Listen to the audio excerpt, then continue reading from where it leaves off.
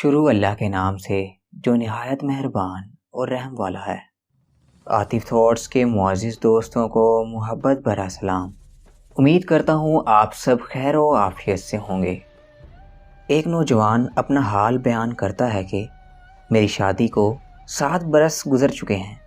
میری بیوی بہت خوبصورت اور خوب سیرت تھی، مال و دولت کی بھی فراوانی تھی، زندگی بڑی آسودگی اور راحت کے ساتھ رواں دواں تھی، لیکن دل میں ایک کسک تھی، ایک شدید قسم کی محرومی کا احساس تھا۔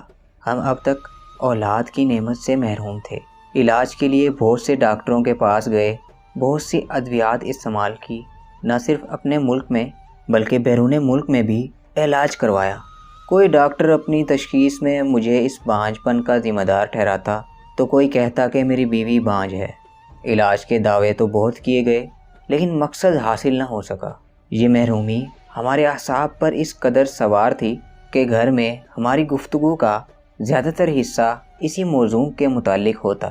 جو شخص بھی کسی ڈاکٹر یا طبیب کے متعلق ہمیں بتلاتا، ہم بلا تاخیر اس کے پاس جاتے، لیکن گوہر مقصود کہیں سے بھی ہاتھ نہ لگا۔ اب مجھے ایسا لگا کہ ہم دونوں میاں بیوی نفسیاتی مریض بنتے جا رہے ہیں۔ ایک شام میں سڑک پار کر رہا تھا، میں نے دیکھا کہ ایک عمر رسیدہ شخص بھی سڑک پار کرنا چاہ رہا ہے۔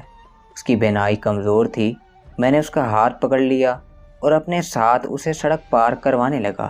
جب ہم نے ایک سڑک پار کر لی اور 2 سڑکوں کے درمیان بنے ہوئے فٹ پاتھ پر کھڑے ہو کر اگلی سڑک کے خالی ہونے کا انتظار کرنے لگے تو اس بزرگ نے مجھ سے پوچھ لیا، میاں تمہاری شادی ہوئی یا نہیں؟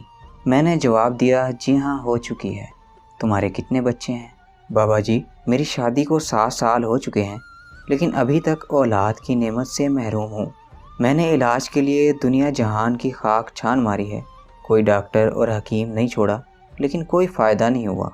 وہ بزرگ بولے، بیٹا تم نے اصل مقام پر تو رابطہ کیا ہی نہیں۔ میرا معاملہ بھی تمہاری ہی طرح تھا۔ شادی کے بعد کئی سال تک میرے ہاں بھی کوئی اولاد نہیں ہوئی، لیکن میں نے امید کا دامن نہیں چھوڑا اور ہر نماز میں یہ دعا کرتا رہا جو حضرت زکریا علیہ السلام نے مانگی تھی تو انہیں حضرت یحییٰ علیہ السلام سے نوازا گیا تھا۔ اے میرے رب مجھے تنہا نہ چھوڑ اور تو ہی بہترین وارث ہے۔ بچی پیدا ہوئی تو ہماری خوشی کی کوئی انتہا نہ رہی۔ اب ہر وقت ہمارے ہونٹوں پر یہ دعا رہتی ہے، اے ہمارے پروردگار ہمیں ہماری بیویوں اور اولاد کی طرف سے آنکھوں کی ٹھنڈک عطا کر اور ہمیں متقین کا امام بنا۔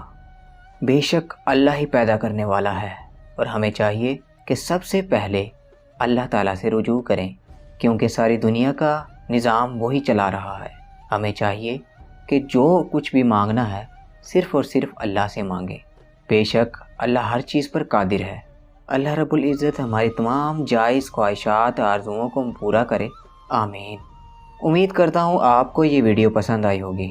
ویڈیو پسند آئی ہے تو ویڈیو کو لائک کیجئے، شیئر کیجئے اور کمنٹ سیکشن میں اپنی رائے کا اظہار ضرور کیجیے گا۔